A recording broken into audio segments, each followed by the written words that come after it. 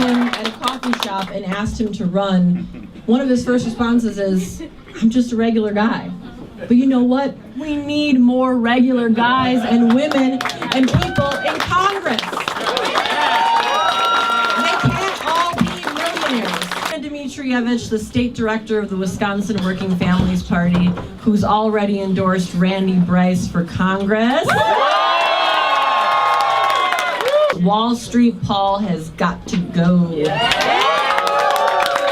He's spending more time on Wall Street than on Main Street in Janesville, Wisconsin, and Racine, Wisconsin, and Kenosha, Wisconsin, where we're from and where Randy is born and raised. Of course, you've heard about that stash. I mean, come on.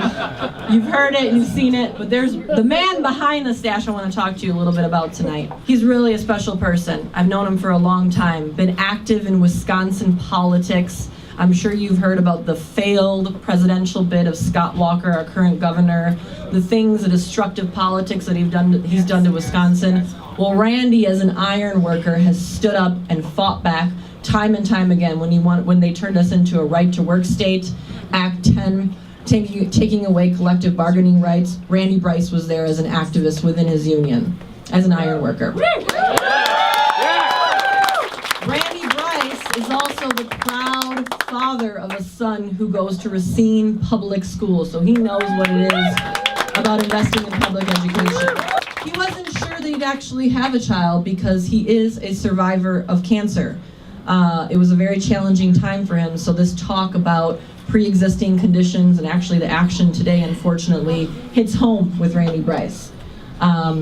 So Randy is a cancer survivor. Randy is a veteran of the United States of America. Randy is a member of the Working Families Party as well. We need somebody who does the impossible. This man actually helps build with his hands every day skyscrapers in Wisconsin. We don't have many, but the ones that we do have, he's helped build with his own hands. We take on who I actually have called publicly the most dangerous man in the United States. And why I say that is look what he's delivered to us. This is Wisconsin's Trump. He's worse than Trump because he's got a following behind him in that House, and they've done some very, very bad things. So we take him on. We're not just against Paul Ryan, but what Randy Bryce is for something bigger and better. He's for a vision. He has a really great progressive agenda. So we're not just trying to beat Paul Ryan, we want Randy Bryce to win. And Randy Bryce, who stood up and supported Bernie Sanders in a time that was challenging. Bernie Sanders, who won the primary election in Wisconsin, 71 of 72 counties. I'm from Wisconsin, if you can't hear it in my awesome twang that I got going on. But Randy's got it better. This is somebody who's always been able to stand up for what he believes in. And so, an activist, a dad, a cancer survivor, a veteran, this is exactly who we want to send to Congress. And we're not going to beat Lion Paul Ryan, Wall Street Paul, by somehow moving to the middle a little bit. We're going to move to the left, because the left, our next congressional member, House of Representatives, Congressman, hopefully, Randy Bryce from the great state of Wisconsin.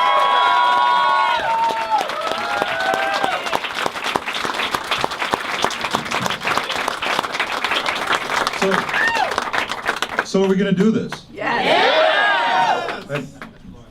I'll ask again. Are we going to do this? Yeah! You better believe we're going to do this, especially after the garbage they're pulling today. They're not. This isn't about losing health care. Today they're trying to take it from you. And I don't know about you. I'm not ready to have that happen. It's going to be over my, well, literally, maybe dead body. They're not going to take it. We're going to fight for it. It's ours. It's ours, and we're going to keep it. Are you with me? Yeah! First of all, I want to thank everybody for coming here. Cynthia Nixon, it was an honor to meet you.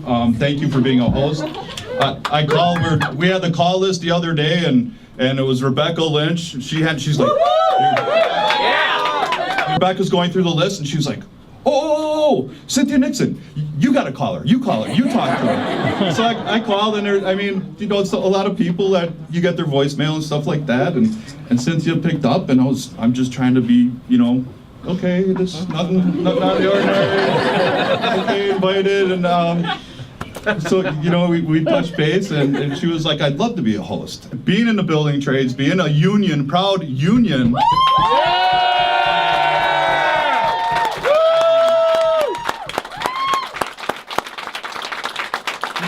Coming to the place where the Working Families Party was born, and that meant a lot to me. Just knowing that there's going to be a lot of working families people here, because Working Families Party has recently come over to Wisconsin and done just some amazing things.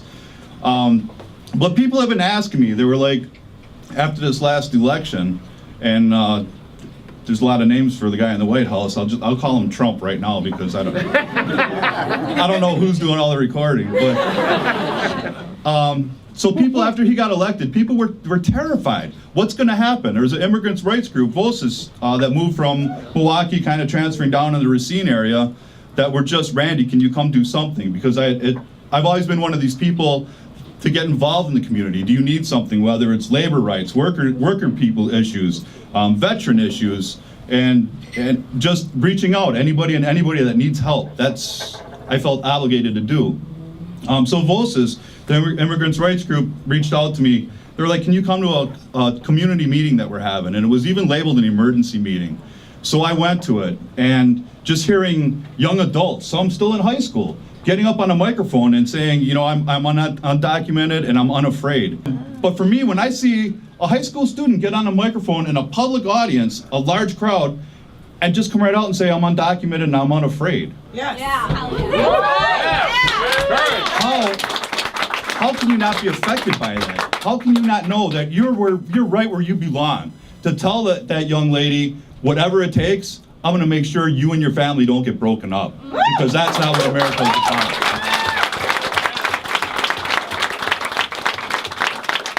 But again, as a proud union ironworker, I can't think of many better cities to be in than New York City. You get off, they're working at LaGuardia. There's a structural job going there. Yep. And so I'm kind of lagging behind David as we're pulling our suitcases. And I'm like, 7 weeks ago, that was me. Not here, but 7 weeks ago, that's what I was doing. I was a hacked off iron worker on a job. We were building the parking structure at the VA. Just, how you get partnered up with somebody else, and that's your partner for that job. Well, we're talking, and he was just kind of a little upset about the recent election. He's like, man, why can't we get somebody, somebody that I can trust? Like one of us should run for office. And I'm looking up at him like, where do you live, Dave? He's like, I live in McGonigal. I said, you're going to have one of my yard signs. And he just, what are you talking about? And Rebecca called me up. They're like, we'd like to meet with you, the Working Families Party, to talk about Corey Mason for mayor. And I was like, yeah, I'm all in, and I'm all excited. I'm raring to go. What can I do to help him out? So I go and I meet at a coffee shop. We talk about what's going on, what the game plan was. And then at the end of that, Marina said, oh, we're looking for somebody to run for Congress. Very eloquent. So, thank you, and this is all your fault.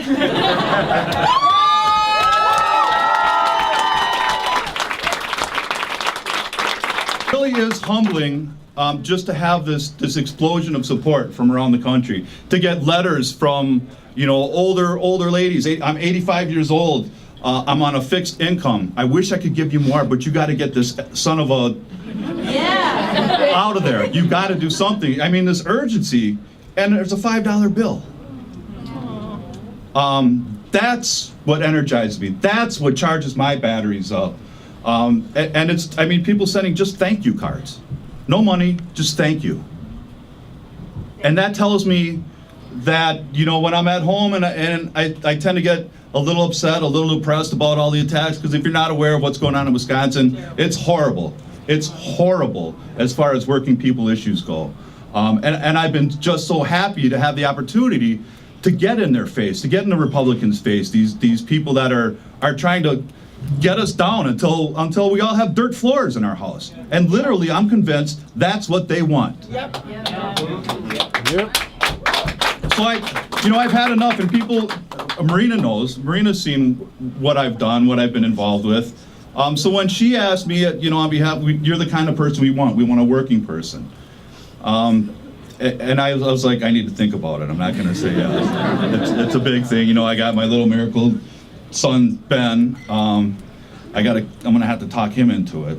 And he seriously. And then like the video, where he's in the video, he was a little concerned. And before we launched, it was like Sunday before we launched, I went to go drop him off by his mom. And he's like, so Daddy, that video, how many people are going to see it?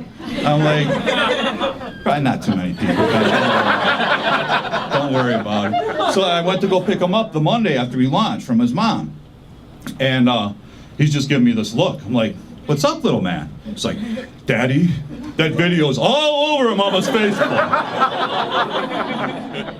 I took a little bit, some ice cream and stuff. He was fine with it. Explain why. My son's been on probably more picket lines than 80% of the guys in our local union, too.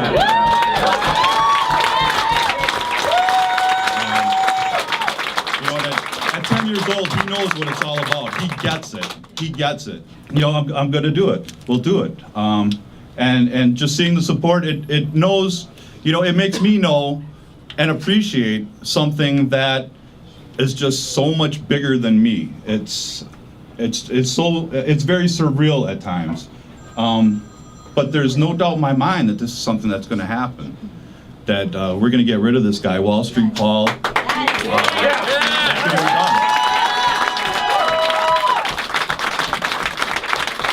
And not only am I doing this to get rid of him, actually we offered him a job in a rod patch, as an iron worker, come doing some iron. I got to call our business manager and say, Randy, that's what you're saying, we show him what real work is. We don't really want him. I would love that. We're very pro-union. We'll bring anybody in and we'll train them. There's some concerns about him actually being able to do some kind of work.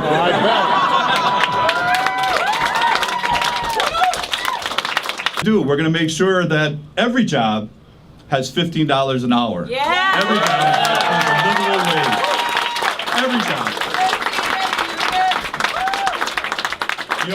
And we're also going to turn the tables because this is an historic time going on right now where they're taking away health care in order to benefit the richest people who already have everything. Every possible thing they could possibly want, they have. Well, we're going to make them pay their fair share. Yeah. And we're going to make sure that everybody has health care. Medicare for all. Another thing that really concerns me that we need to worry about too is being a veteran. They spend so much money sending us to war to other countries to blow stuff up.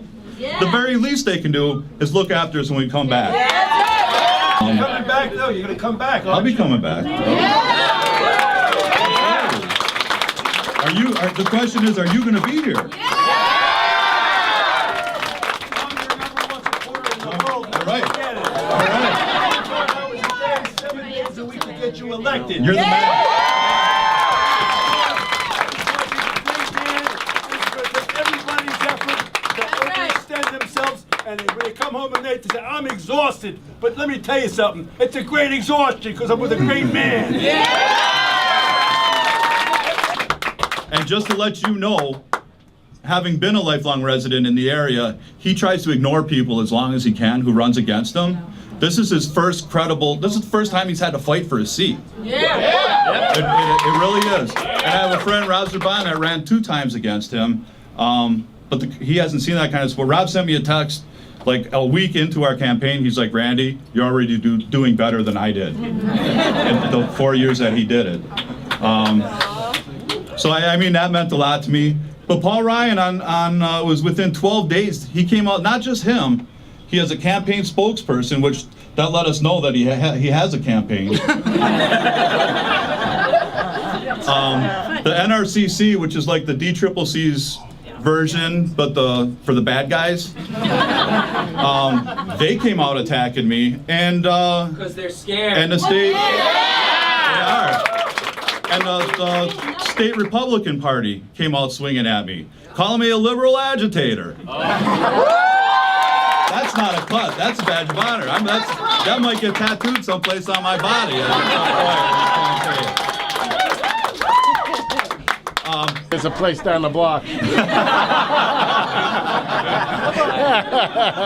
It means so much for me to come here, and I don't feel like I left home. I feel like, you know, we're talking about building a bigger table. We're gonna make it big enough so that there's spots that people that don't even know they're welcome at it have a place to sit. That's what this is all about.